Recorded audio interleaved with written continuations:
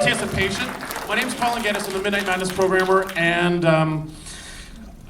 this film screened the other night, played really well. This is going to be a very different screening because that audience saw it at night and had to go home in the dark.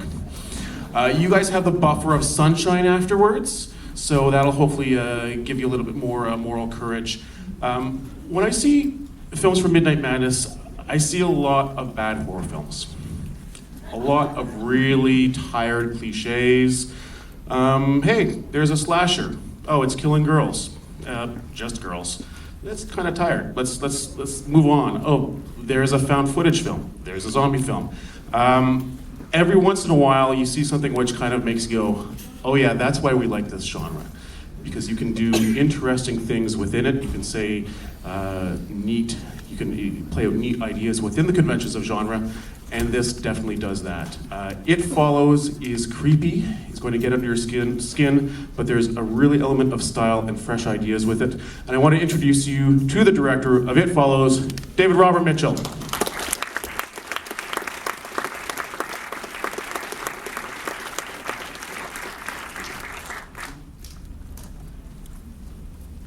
Hey guys, right. Thanks for being here. I'm not going to say much about this, but my goal with this movie was to try to make a horror film that was both beautiful and disturbing, and that is something that I hope works on multiple levels. So I hope that you guys enjoy it. I'll be here after to do a Q&A. So enjoy the movie. And of course, this film is eligible for the Grolsch People's Choice Award, and more importantly, the Grolsch People's Choice Midnight Madness Award. You can vote for as many films as you like. There are 2 ways to vote. Simply drop your ticket stub in the ballot boxes outside the cinema, or enter your ticket number at tiff.net/vote. We would like to thank Monroe Media, Radius TWC, and Visit Films for providing us with this film. And I just want to get a show of hands. Are there any dates in this audience? Any dates? Okay. You might get lucky, or you just might get haunted. Enjoy It Follows. Hey guys, thank you for tuning in for another TIFF 2014 review. Today I'm going to be reviewing my first Midnight Madness film, which was called It Follows. It's an American film. It was directed by David Robert Mitchell, and it stars a very, very pretty young fang blonde girl named Maika Monroe. And this was a cool film. I enjoyed this film. Didn't blow me away, didn't, astound me, but I was thoroughly entertained through the vast majority of it. And there were some genuine, very, very extremely creepy moments. And I enjoyed this film overall. Okay, so it starts off with her going out with this, the first scene of the movie starts off, we see this young girl running in panicked mode out of her house. She's wearing very skimpy clothing and high heels, and she's running her ass off, looking very, very scared, looking very, very disturbed by something, and she's looking over her shoulder and stuff like that. And somebody's asking her, "Do you need help? Do you need help?" She says, "No, I don't." So then she makes a circle, goes running back inside her house. Her father comes out. He's like, "What's wrong? What's wrong?" She's like, "Nothing, Dad, nothing." So then she gets into her car and, takes off, gets out of there. And then she's on a beach. She calls her dad on his cell phone and says, "Dad, I just want to tell you that I love you. I'm really, really sorry if I've been a bitch to you," and all this. And then she ends up meeting her demise. I won't tell you how. But it was pretty amusing. But anyway, then we get introduced to this character, Jay, who's played by Maika Monroe. It's a very young, pretty, blonde girl. Excuse me. And she goes out on a date with this very, very cute guy. They're going to the movies together. And while they're waiting in line, she says, let's play a game. Me and my sister used to do this. Look around at the crowd and pick somebody out. And I have to guess who you picked out. No, she says, pick out somebody you want to be. And then I have to guess who it was and tell you why I think you picked them. So he's like, okay. So he does this. And so they go into the movie theater, and she's like, is it that person? And he's like, no. And, so they go through this, whatever. And then she looks around and says, oh, is it that girl in the yellow dress? No. Oh, wait a second. No, sorry. Pardon me. I'm getting messed up here. It's been a long day.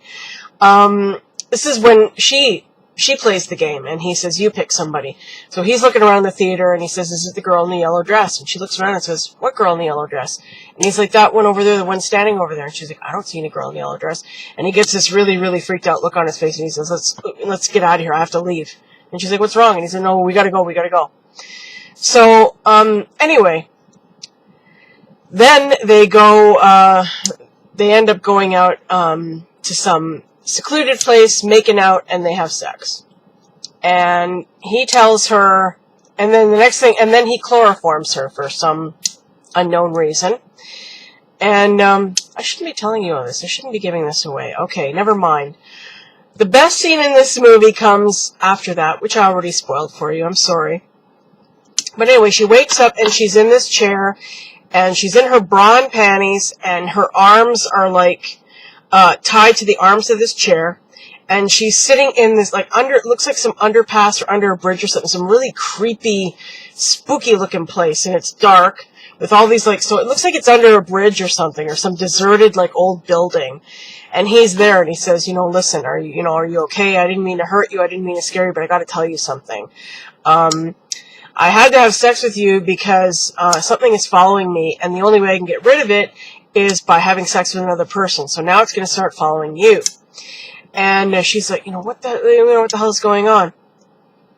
So he goes over to the edge of the, wherever they are in this, like, weird looking place. And he's like, oh, I see it. It's coming.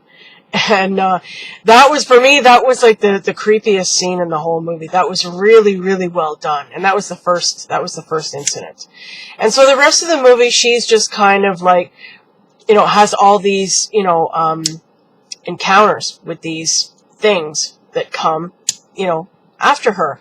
And she has to escape. If they kill you, then they go back and kill the previous person who gave you the curse or whatever.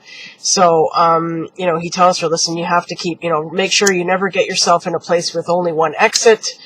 Make sure you got a lot of places to get away, and make sure it doesn't kill you, because then it's going to come after me, and then the next person, and the next person, the next person.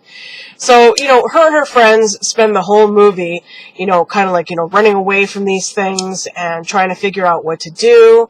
And I'm not going to tell you anymore, not going to tell you any more about any of the scenes, but I really thought this was overall a very, very well done movie. I really, really liked the soundtrack of this movie. It really worked well with the, the stuff going on. It was kind of like electronic techno, but like it fit really well. It wasn't dance music, but it just fit really well with the mood and the theme of the story.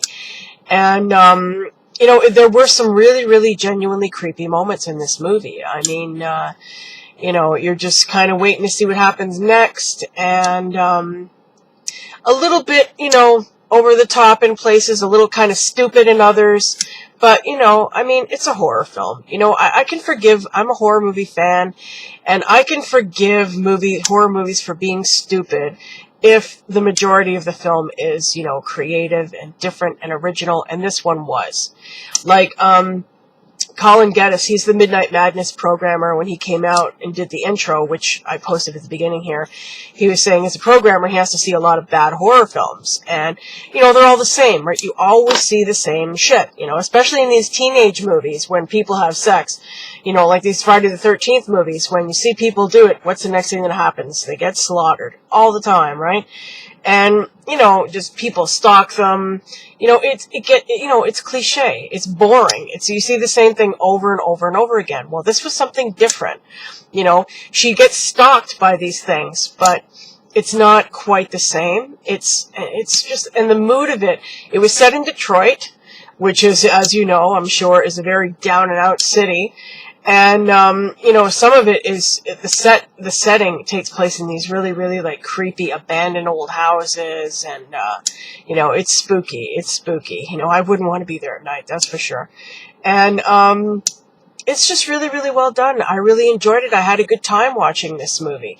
Even though it wasn't perfect, it did deliver. It delivered the scares. It delivered the suspense.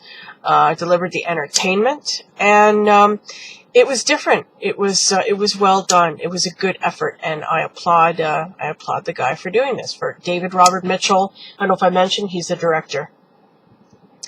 So I would highly recommend this. If you're a horror movie fan, I think you will enjoy it. It's not your typical horror film. It is different, and I liked it. I liked it a lot. Okay, so that's basically all I have to say. I don't want to do any spoilers. I don't want to give away any of the other scenes and tell you guys what happens. But, you know, bottom line is, I would recommend this film. It was good. I enjoyed it. I had a good time. It spooked me. Okay, thanks for watching, you guys, and I will see you tomorrow.